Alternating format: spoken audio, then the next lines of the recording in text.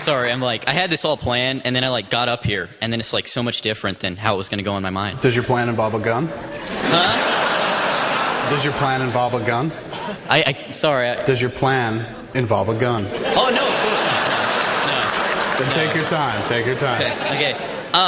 My question is that, of course, you're writing comic books now. You did Daredevil, you did Green Arrow, apparently Brave and the Bold in the future. You've done movies. I was wondering if there was anything else that you, I don't know, held in a high enough regard to put that little stamp of approval on, to actually have a cameo in a film or a television series. That doesn't require a stamp of approval. That requires a paycheck. Again, if you give me enough money, I'll show up. What is it? Scream 3. Scream 3, perfect example. They were just, Bob Weinstein called. He's like, "Do you want to do Scream 3?" I was like, "No." He's like, "We'll pay you." I was like, "All right."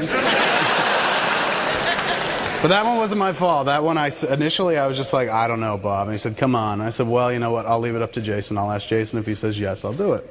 So I called up Jason. I was like, "They're asking if we want to do a day on Scream 3." And he was like, "We getting paid?" I was like, "Yeah, I think so." He was like, "All right, let's go."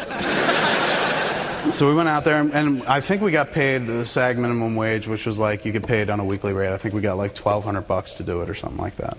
And they send you a check 2 weeks later. But we got there, and they gave us each our own trailer, because I guess the big stars were out for the day.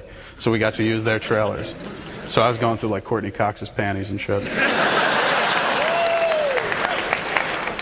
Trying them on. And but we're in our trailers, and I get in there, and they gave me per diem, which is money. They give you walk-around money on a set, per diem. Brilliant secret of the movie industry. You get a paycheck to do your job, but they also give you per diem, which is an allotment of money per week that you can use to go out to eat or grab cigarettes, whatever you want while you're working on the movie, which is weird because they give you a movie on the set, and there's always somebody there with cigarettes. So really, it turns out to be coke and whore money. So, since we were only there for a day, they gave us $300 per diem, and there was a Scream 3 shirt. So I said, "Oh, that's nice." And I'm sitting there watching a little TV in the trailer, and I hear him leave his trailer and come racing to my fucking trailer, and I open the door, and he's just like, "Fucking, they gave me $300, man! $300 in a fucking shirt, did you get this?" I was just like, yeah, I got 4. He was like, "No way!" I was like, "No." So no, I got $300 in a shirt too. He's like, "This is fucking awesome. We should do this all the time." And I was like, I'm pretty sure we do it all the time.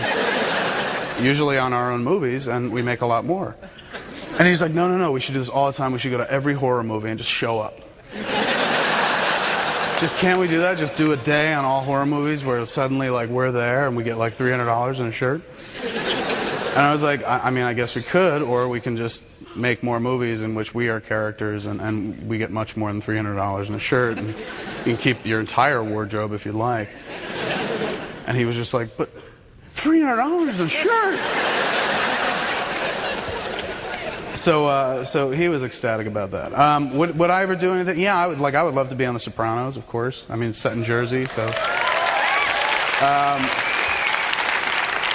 And of course, the true mark of coolness would be Simpsons, wouldn't it?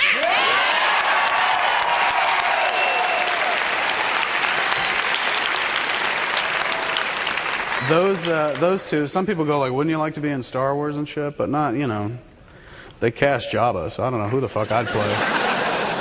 The portly stormtrooper,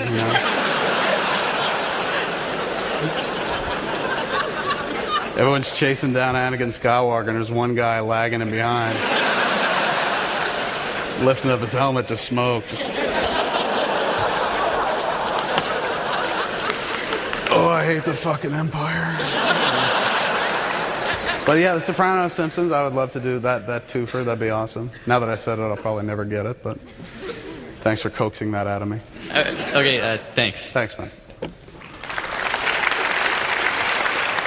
Hi, my name is Jen Dudanowitz. Hello. Hi, and I was wondering... What's the first name?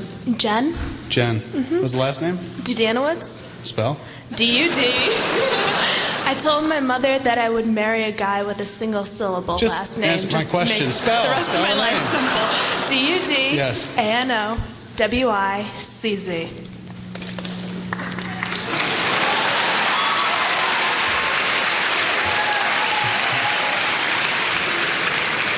That is $35,000 worth of education. Yes, that Go ahead. is. 36. Is it really? But my question is, will we be seeing Jay and Silent Bob in the movies again? Jay and Silent Bob will never fucking come back. Never. See? Don't boo that. Jay and Bob will be in the cartoon movie. But live action, no way. I mean, look at me. I'm getting older. And Muse, thank God the makeup, because Muse looks like he's 49 in real life. No, it just comes a time where you stop, right? Because you don't want to overstay your welcome. You don't want to be Pauly Shore. It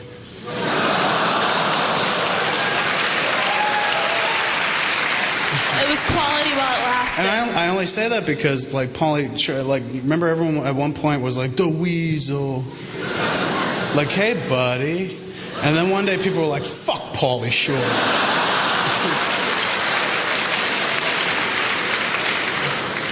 I just don't want to live through that part of his career.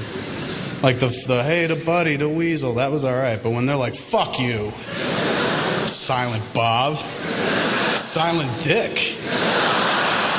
Because what do you say to that? All right, Silent Dick. So just get out while the getting's good. Leave the party before the party ends. Push back from the table, before you eat 19 desserts. Stop at 17 and a half. Because there are some people that would argue that we overstayed by about 4 movies.